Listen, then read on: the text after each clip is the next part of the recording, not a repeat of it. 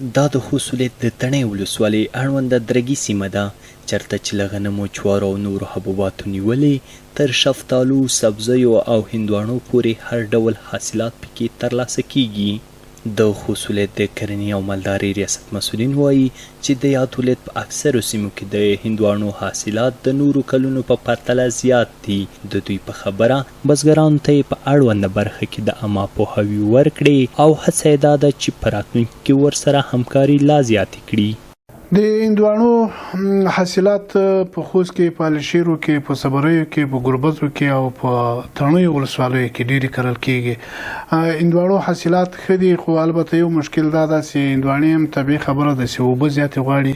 د اوبو د کمښت مشکل ده چې له هغه سره مخامخ دي او کوم دقیق ارقام یې موږ تر اوسه ځکه نه دي راټول کړي چې بعضې هغه څه چې کرل کېږي په سیمه کې چې هغو د اوبو ضرورت وي، موږ کوشش کوو چې بزګر ته ووایو چې هغه څه ونه کړي چې هغه ډېرې اوبه مصرفوي. نو په دې اړه به دقیق معلومات موږ سره فعلا موجود نشته، خو حاصلات انشاءالله سږ کال ښه حاصلات دي. د هندواڼو حاصلات نه یوازې د سیمې د خلکو اقتصاد ته مثبت اغیز کړي، بلکې په سیمه کې د موسمي کارګرو لپاره هم د کار زمینه برابره کړې ده. کروندګر وایي د هندواڼو د کرې پالنې او ټول بهیر کې لسګونه کسان کار کوي.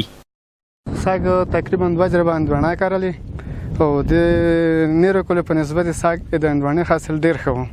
خو که چېرته موږ سره دولت ته لږ د تخمونو او یا د کیمیاوي سره په اړوند موږ سره کومک وکړو، دغه 2 چنده او 3 چنده شي حاصلې. موږ غوښتنه د دولت نه دا ده چې موږ سره په تخمونو په اصلاح شوي تخمونو کې همکاري وکړو، کومک یې وکړو.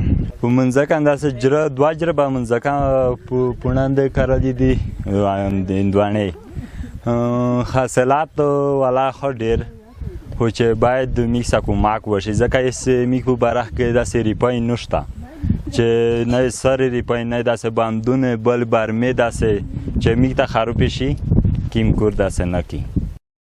د کرنیز چارو کارپوهان ټینګار کوي که چیرته بزګرانو ته اصلاح شوي تخمونه، کیمیاوي سرې او معیاري اوبو سیستم برابر شي، نو نه یوازې د کرنیزو حاصلاتو کیفیت به لوړیږي بلکې د بزګرانو عایدات به هم ډیر شي.